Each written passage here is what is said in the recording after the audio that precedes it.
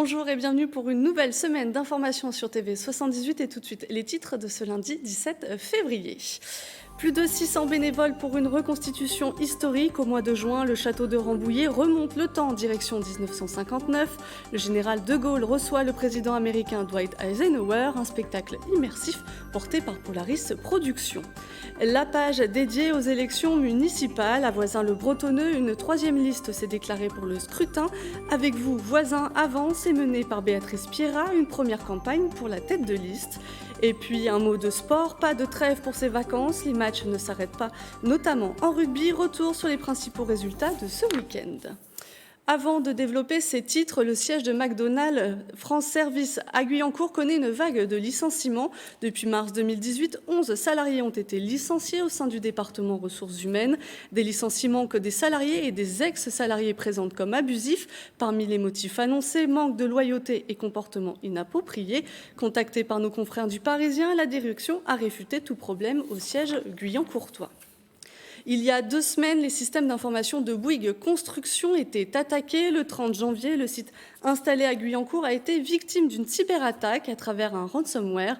C'est un logiciel malveillant qui permet de prendre en otage des données informatiques. Les pirates demandaient une rançon de 10 millions d'euros. Aujourd'hui, les systèmes fonctionneraient que partiellement, signe que la cybersécurité devient un enjeu de plus en plus important. Écoutez à ce propos François Feujas, expert en cybersécurité et fondateur d'Oxybox, start-up implantée à Guyancourt. Les propos sont recueillis par Nicolas Dandry. Ça nous apprend que personne n'est à l'abri.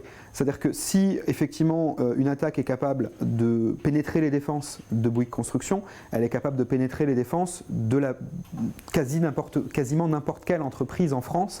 Et donc toutes les entreprises en France ont, je dirais, dans leur responsabilité de prendre des mesures pour être capables de répondre à ce type de menaces et d'être capable justement de garantir leur capacité à redémarrer rapidement l'activité après une attaque de ce type. Aucune défense n'est parfaite, mais il faut au moins investir dans la capacité à redémarrer pour pouvoir assurer la pérennité de l'entreprise. C'est une installation attendue par les Inimontins depuis de nombreuses années. Un mur anti-bruit va être installé au bord de l'A12, d'une longueur de 460 mètres et d'une hauteur de 3 mètres. Le mur protégera des nuisances sonores les habitants du quartier du Pas du Lac. Le chantier devrait durer 8 mois. L'agglomération de Saint-Quentin-en-Yvelines investit 1,5 million d'euros.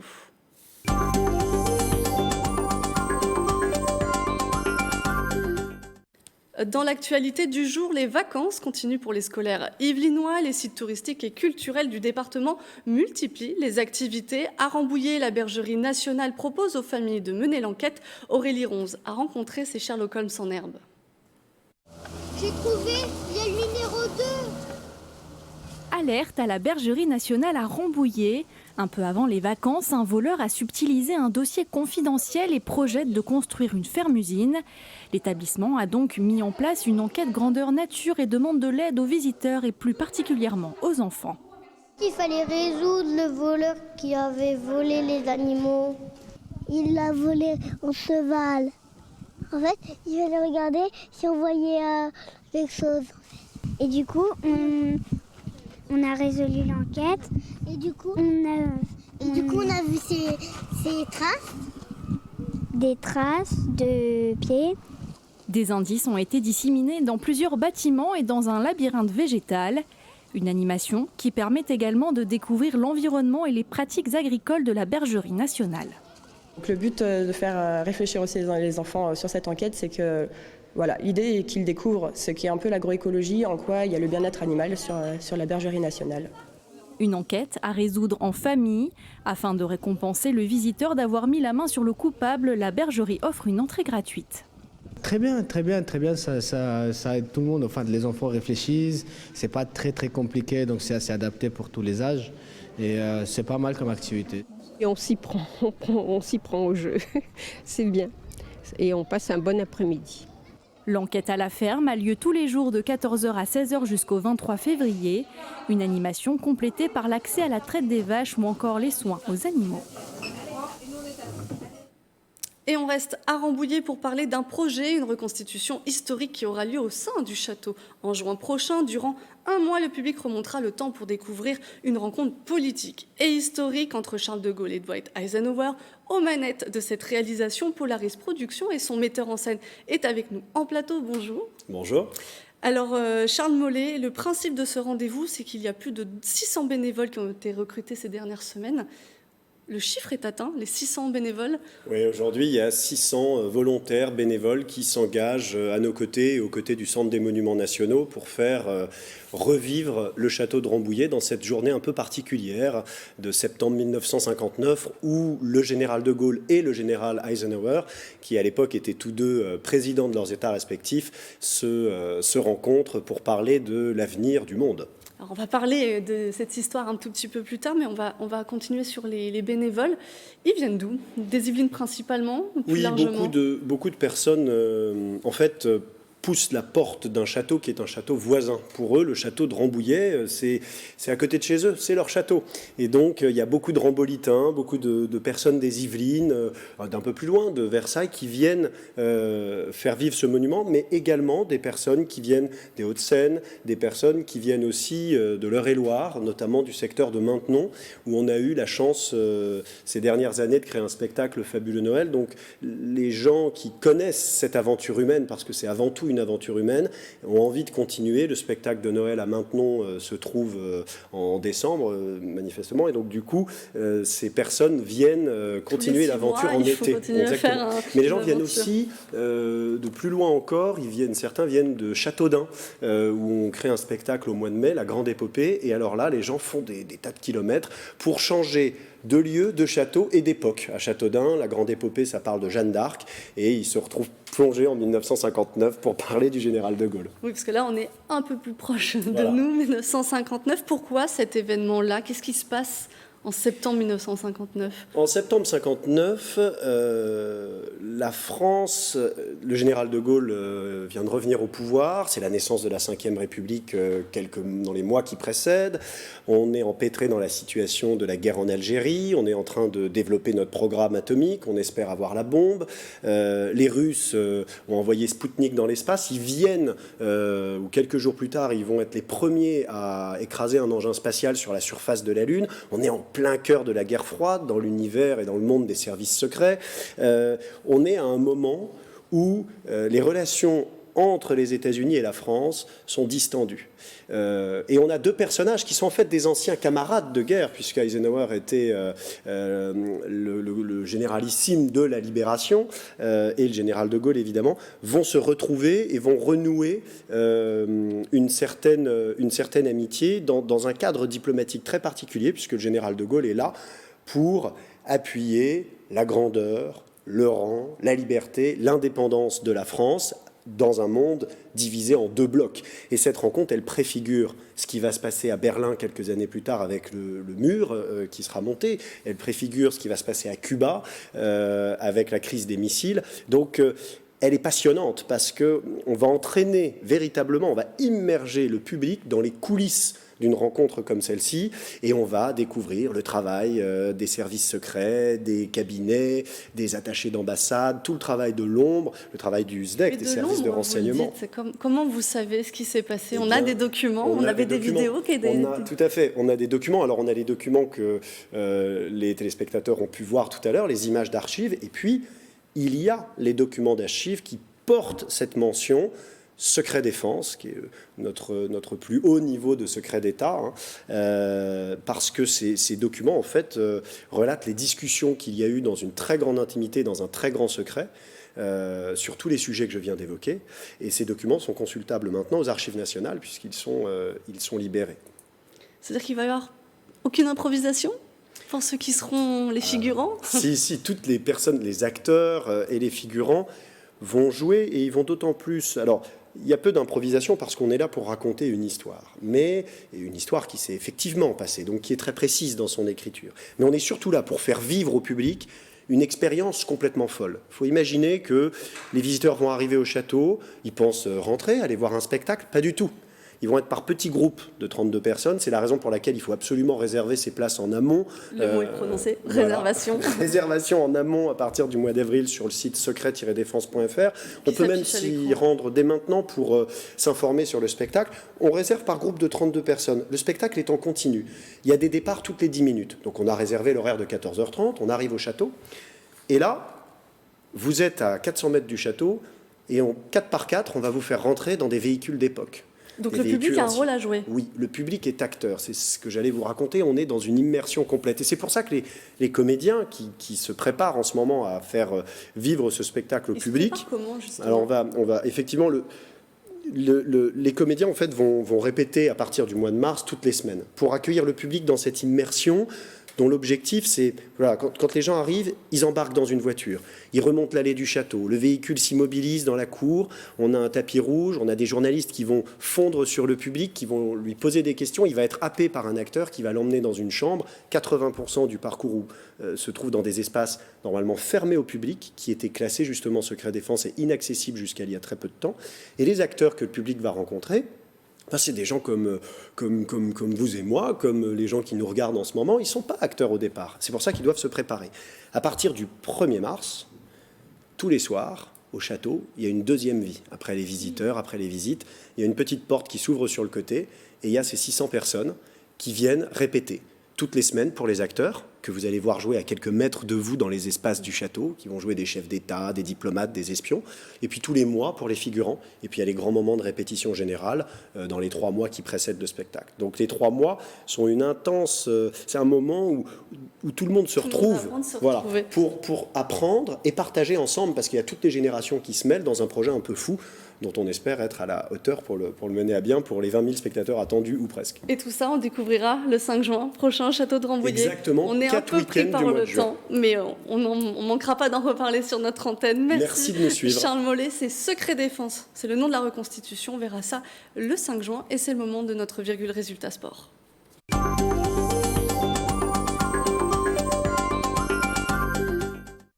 Et nous rejoint actuellement en plateau Mickaël Almidoro, le journaliste sportif de TV78. Bonsoir Mickaël. Bonsoir Mariani. Alors, du rugby pour commencer avec du championnat de Fédéral 2. Avis de tempête sur plaisir ce dimanche 16 février. L'équipe locale en difficulté en Fédéral 2 recevait sous les bourrasques de vent un autre prétendant à la descente genevillois. Après avoir concédé l'ouverture du score, les Plaisirois réagissent et réussissent à remporter la victoire sur le score de 18-12. Réaction. Mon sentiment, c'est que c'était pas le plus beau match de la saison. Après, les conditions, c'est sûr, faisaient que ça rendait les choses un peu plus compliquées. Il y a beaucoup de vent. Mais bon, on s'en est quand même bien sorti et ça donne une grosse bouffée d'oxygène pour la suite de la saison. Donc ça fait du bien, quoi. Une bouffée d'oxygène qui se traduit au classement. Plaisir, dernier il y a quelques semaines, remonte à la 9e place avec 2 points d'avance sur son adversaire du jour. C'est la première fois de l'année qu'on enchaîne 2 bons résultats, 2 victoires. Donc voilà, j'espère que la dynamique ne va pas s'arrêter à ces 2 matchs et puis qu'on va pouvoir continuer à engranger des points et prendre un peu de confiance, quoi. Maintenant, j'ai un groupe qui est ambitieux, j'ai des joueurs qui sont ambitieux, donc on ira jusqu'où on pourra aller avec grand plaisir. Pour continuer sa série de victoires, Plaisir se déplacera sur le terrain de Beauvais ce dimanche 23 février, le 2e de la poule. Il y avait également du handball ce week-end. En National 2 féminine, Montigny-le-Bretonneux s'est incliné ce week-end à l'extérieur chez Saint-Grégoire Rennes Métropole. Score final 24-22 malgré les 9 buts de Kristen Delgado des Gracas. Malgré cette défaite, Montigny-le-Bretonneux reste tout de même 3e du classement. Prochain match le 29 février à domicile contre Dreux. Merci Mickaël, on vous retrouve dans quelques instants pour votre émission, le 7-8 Sport.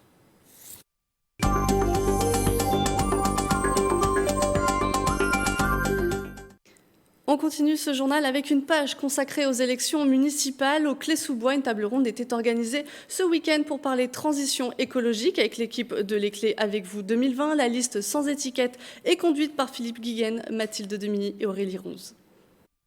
Philippe Guiguen, premier adjoint au maire et tête de liste Les Clés avec vous 2020, a présenté 14 engagements sur la transition écologique.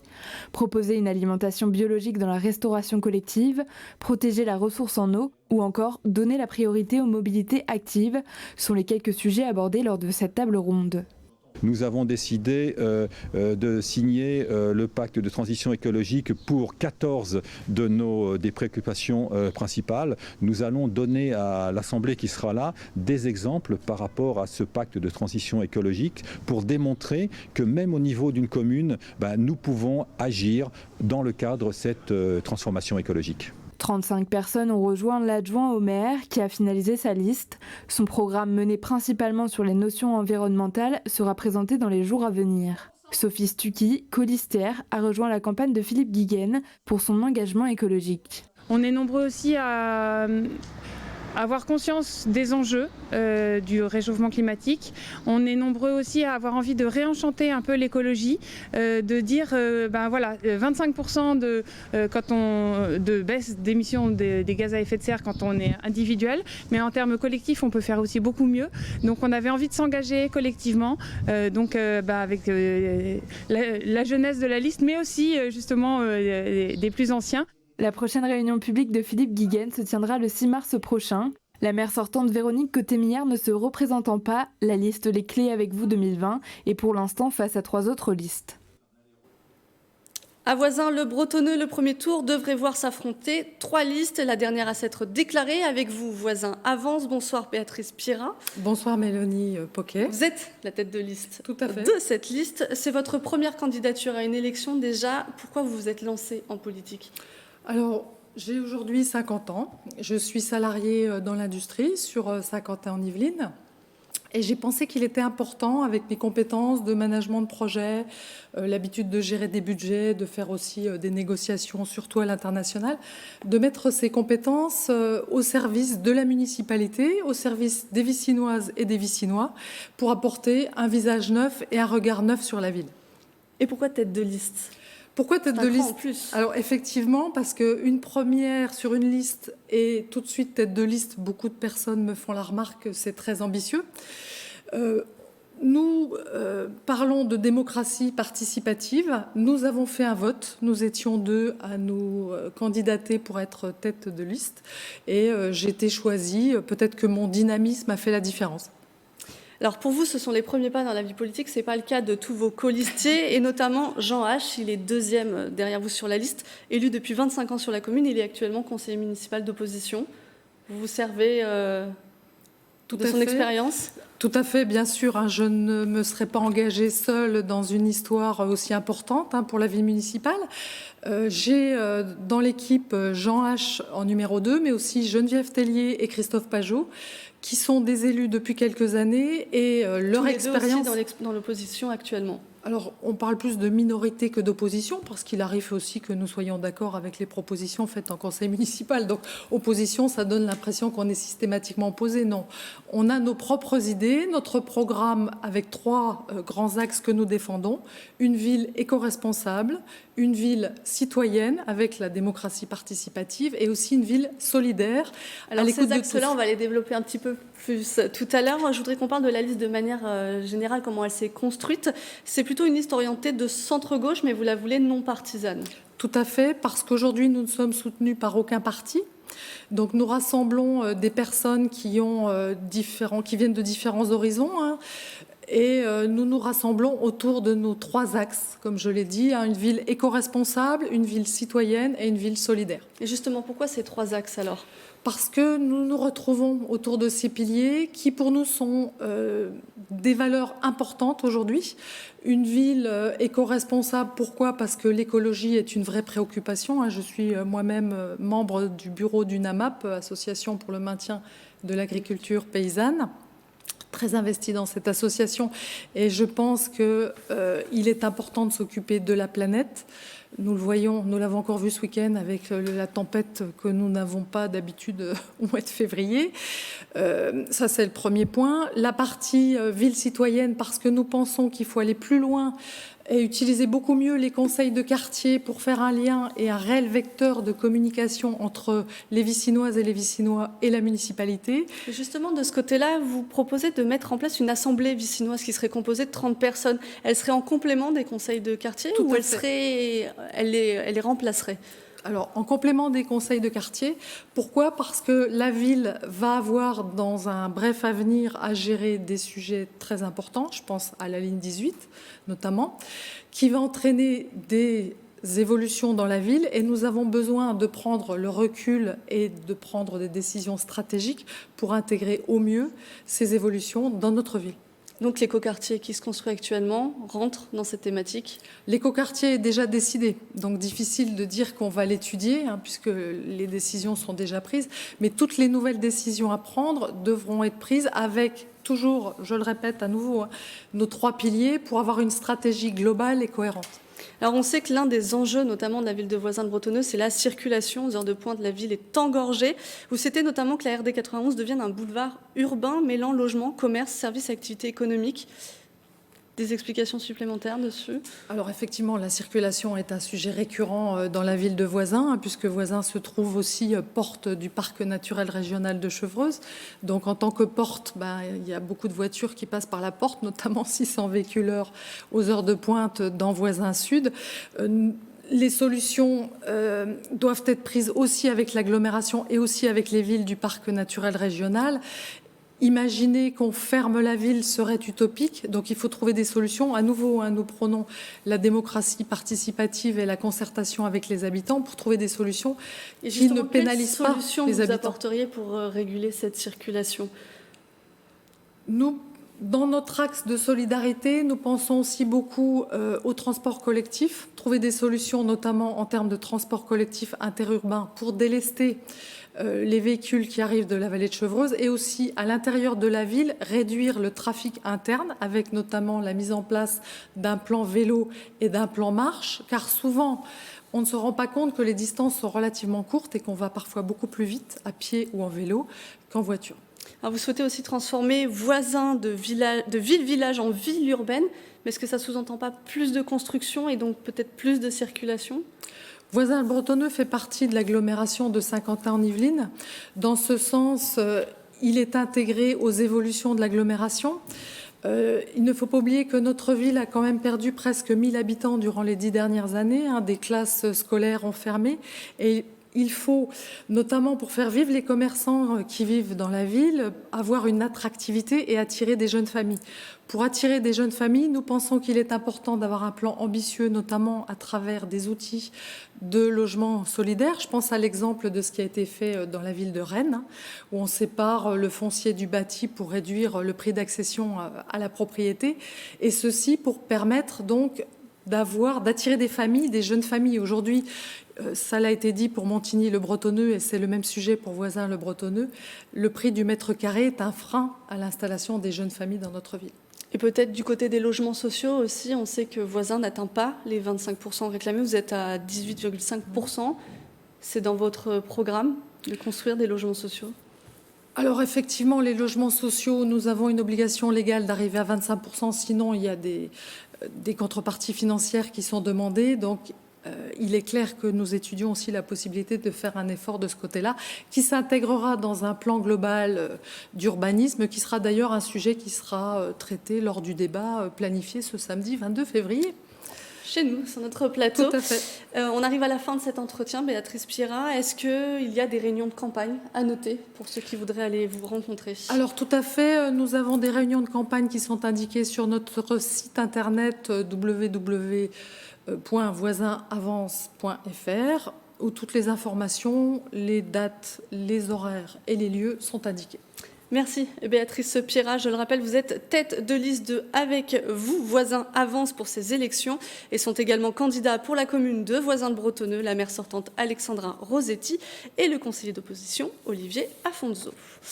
Pour terminer, direction Saint-Cyr, l'école à présent pour poursuivre notre tour d'horizon des principaux enjeux des municipales. Arrivée du tram 13 express, problème de stationnement et de circulation ou encore aménagement des nouveaux quartiers Charles Renard. On fait le point avec Mathilde Demini. Objectif pour Saint-Cyr-l'École, accueillir fin 2020 le tram 13 Express qui reliera la ville à Saint-Germain-en-Laye en 30 minutes. Les travaux préparatoires ont eu lieu en 2017. Le tram 13 entrera en correspondance avec le RERC et avec les lignes N et U à la gare de Saint-Cyr pour transporter 4 millions de voyageurs par an. La tangentielle ouest permettra dans les années à venir à désenclaver la ville et à limiter les embouteillages. Depuis le début des travaux pour le tram 13, la ville peine à se désengorger. Embouteillages, déviations et routes barrées se sont installés dans les rues de Saint-Cyr. Autre enjeu, revaloriser le centre-ville et le patrimoine de Saint-Cyr pour que la commune ne devienne pas qu'une ville dortoir. De plus, la ville manque de places de stationnement et de trottoirs, ce qui empêche les riverains de rejoindre le centre facilement. Incivilité, tensions entre bandes rivales, la sécurité est un des enjeux de la campagne. Pas de caméras de sécurité encore dans les quartiers sensibles. De plus, certains candidats dénoncent un manque d'agents de voirie et de police de proximité. Une ville qui a grandement évolué au fil des années, notamment avec la construction du quartier Charles-Renard. Depuis maintenant 12 ans, les travaux sont en cours. 1500 logements sur les 25 hectares de terrain destinés à accueillir de nouveaux Saint-Cyriens. Un enjeu majeur pour la ville qui doit maintenant mettre en place des structures pour accueillir les habitants, car la commune va voir sa population passer de 15 à 20 000 habitants.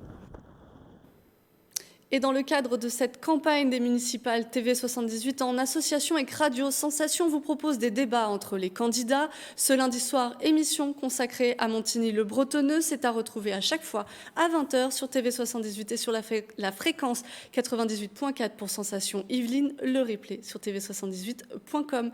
C'est la fin de ce journal. Merci de nous avoir suivis. Belle soirée sur TV78.